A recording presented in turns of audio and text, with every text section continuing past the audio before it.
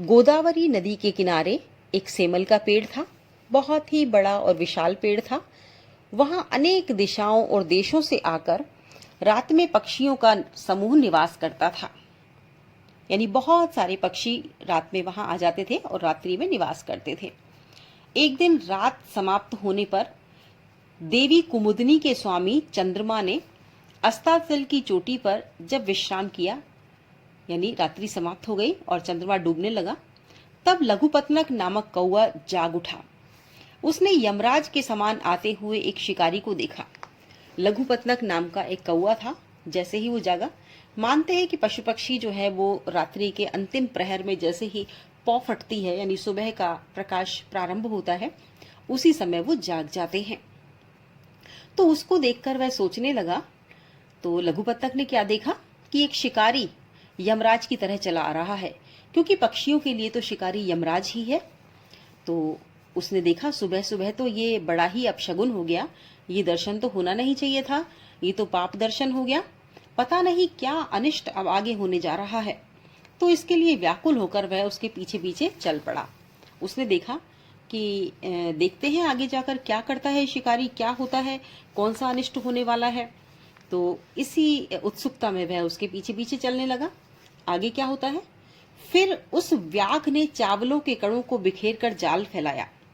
अब उसने क्या देखा कि व्याघ जो जा रहा था, यमराज के समान जो उसे दिखाई दे रहा था जाता हुआ, वह व्याघ जंगल में गया और उसने चावल के कणों को वहां पर फैला दिया और खुद वहां पर किसी स्थान पर छिपकर बैठ गया। उसी समय परिवार सहित आकाश में उड़ते हुए चित्रग्रीव नाम के कबूतरों के राजा ने बिखरे हुए चावलों के कणों को देखा। अब उसी समय चित्रग्रीव नामक राजा अपने कबूतरों के साथ ऊपर से आकाश मार्ग से उड़ते हुए आ रहे थे। उन्होंने देखा कि वहां पर चावल के कण बिखरे हुए पड़े हुए।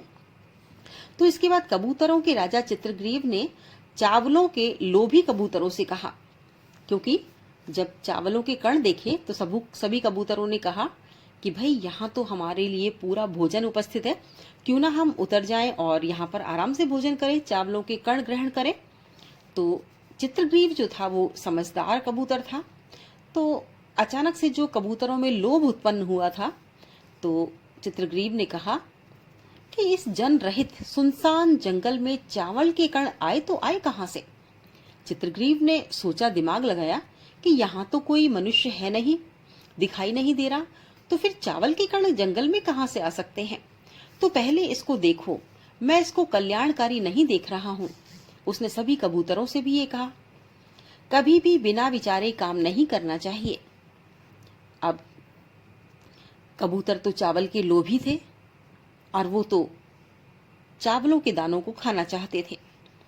तो उन्हें बहुत ही अप्रिय लगे चित्रग्रीव के वचन, और यह वचन सुनकर जो उनमें से एक कबूतर था वो बहुत ही अहंकार से बोला, ईर्ष्या करने वाला, घृणा करने वाला।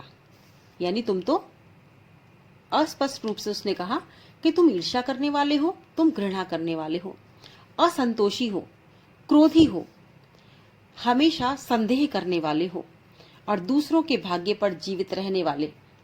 तो ये 6 प्रकार के लोग हमेशा दुख पाते हैं। तो ये ज्ञान की नीति की बात बताई कि कभी किसी से ईर्ष्या नहीं करनी चाहिए, घृणा नहीं करनी चाहिए, हमें हमेशा संतोष करना चाहिए, क्रोधी नहीं होना चाहिए हमारा स्वभाव, सदैव संदेह करने वाला भी नहीं होना चाहिए। क्योंकि चित्रग्रीव ने संदेह किया था कि यहाँ पर निर्जन प्रदेश में चावलों के कण कहाँ से आए, यानी कि चावलों का उपयोग तो मनुष्य करता है और जब कोई मनुष्य नहीं है तो फिर चावलों के कण यहाँ कैसे आए।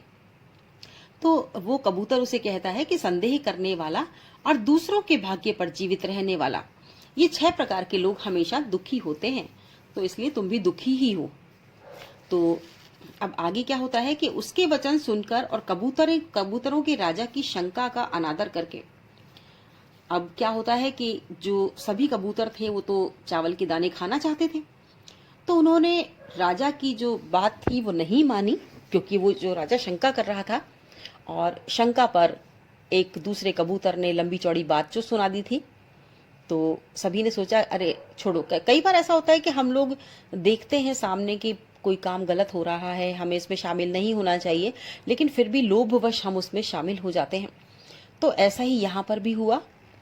राजा की बात कबूतरों ने नहीं सुनी और लोभवश वे वहां पर उतर गए और चावलों के कणों को चुगने के लिए वहां पर बैठ गए।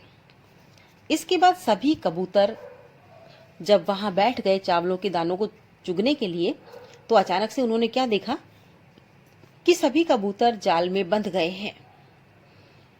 अब इसके बाद जिसके कहने से वे उतरे थे उस कबूतर की सभी निंदा करने लगे, यानी उस कबूतर को सभी बुरा भला कहने लगे। जो कबूतर ये कह रहा था कि हमें शंका नहीं करनी चाहिए, हमें असंतोषी नहीं होना चाहिए, हमें ईर्ष्या द्वेष नहीं करना चाहिए, घृणा नहीं करनी चाहिए और दूसरों के भाग्य पर जीवित नहीं रहना चाहिए, हमें परिश्रम करना चाहिए, प्रयास करना चाहिए, और उसकी सभी निंदा करने लगे। और सभी ने सोचा कि हाँ, चित्रग्रीव जो है वो सही कह रहा था कि कुछ स्थान पर हमें जो है अचानक से कोई चीज मिलती है या ऐसी घटना हो जिस पर हमें भरोसा ना हो तो हमें शंका भी करनी चाहिए। चित्रग्रीव सही कह रहा था। उसकी निंदा सुनकर चित्रग्रीव ने कहा कि यह दोष इसका नहीं है, क्योंकि चित्रग्रीव कबूतरों का राजा था। तो उसने बात को संभालते हुए कहा कि ये दोष इसका नहीं है। विपत्ति में घबरा जाना तो कायर मनुष्य का चिन्ह होता है, यानी कायर जो मनुष्य होते हैं वो हमेशा विपत्ति में घबरा जाते हैं। इसलिए इस समय धैर्य रखकर उपाय सोचना चाहिए। इसलिए आप सभी अचानक से जब जाल में फंस गए हो तो घबरा गए हो, इसलिए हमें अभी हमको धीरज रखना चाहिए, धैर्य रखना चाहिए और उपाय सोचना चाहिए। और इसमें यही शिक्षा दी गई है कि विपत्ति में हमें घबराना नहीं चाहिए। घबरा जाते हैं तो हम लोग कोई उपाय नहीं सोच पाते, और जब हम तसल्ली से, धैर्य से सोचते हैं तो कोई ना कोई मार्ग अवश्य ही निकल आता है। अब ऐसा ही किया जा सकता है, क्योंकि अब कबूतर जाल में फंस चुके थे तो उन्होंने कहा कि अब क्या कर सकते हैं, धैर्य तो हमें रखना ही होगा, क्योंकि अब हम कर भी क्या सकते हैं। सभी मिलकर एक मत होकर जाल को लेकर उड़ जाएं। अब चित्रग्रीव ने कहा कि देखो, हम निकल तो सकते नहीं है जाल से, लेकिन एक काम किया जा सकता है, और वो ये कि हम सब मिलकर अपनी पूरी ताकत लगाकर इस जाल को लेकर ही उड़ जाएं, ताकि हम किसी शिकारी के हाथ ना आए। ये बात सबको जच गई और यह सोचकर सभी कबूतर जाल को लेकर उड़ गए।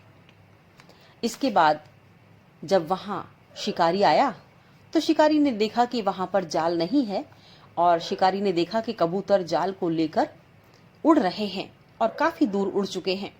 तो शिकारी उनके पीछे पीछे दौड़ने लगा, और उसके बाद जब वे पक्षी आंख से ओझल हो गए तब शिकारी लौट गया। अब अंत में शिक्षा दी गई है और कहा गया है कि इसीलिए कहा जाता है, छोटी छोटी वस्तुओं का संग्रह मजबूत हो जाता है और उससे कार्य सिद्ध हो जाता है। जैसे घास की बनी हुई रस्सियों से मदमस्त हाथी को भी बांधा जा सकता है। तो इसमें अंत में एक श्लोक दिया गया है, अल्पा नाम अपि वस्तु नाम संहति कार्य साधिका त्रणय गुणत्वम आपन्ने बद्धते मत दंतिनः।